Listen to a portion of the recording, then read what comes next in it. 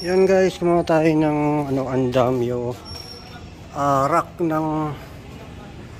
yan ng paglalagyan ng tables inches. Lahat ng mga tables inches nandito sa baba. Sasampa namin yan dyan sa taas. So makikita nyo, nakalock doon, oh. Ayan, nakaklamp yan. Sa Facebook page ni Mama Emma Manila.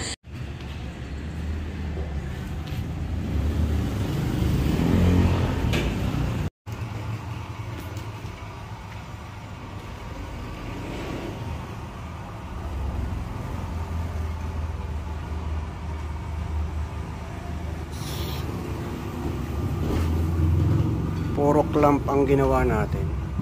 So naglagay tayo ng pampatibay dito. Lamp din natin doon sa may baba. Ayan, pampatibay din dito. Nadagdagan ko pa yan doon sa dulo. Kulang lang kami ng bakal.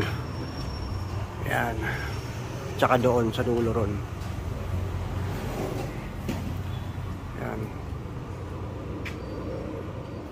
So marami nang mailalagay sa taas.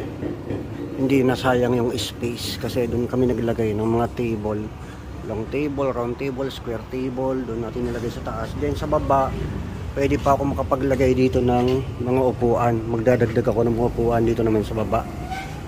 Ayan. So yung parking space natin hindi siya naapektuhan. So ito, dito namin ilalagay ito. Yan dyan sa area na yan. Pagka nakompleto na namin yung mga ang mga bakal dyan. Ayan, naisagad na namin itong nasagad na namin. So konti na lang, ayan. Ito tatapusin namin to hanggang doon sa dulo. Konti na lang.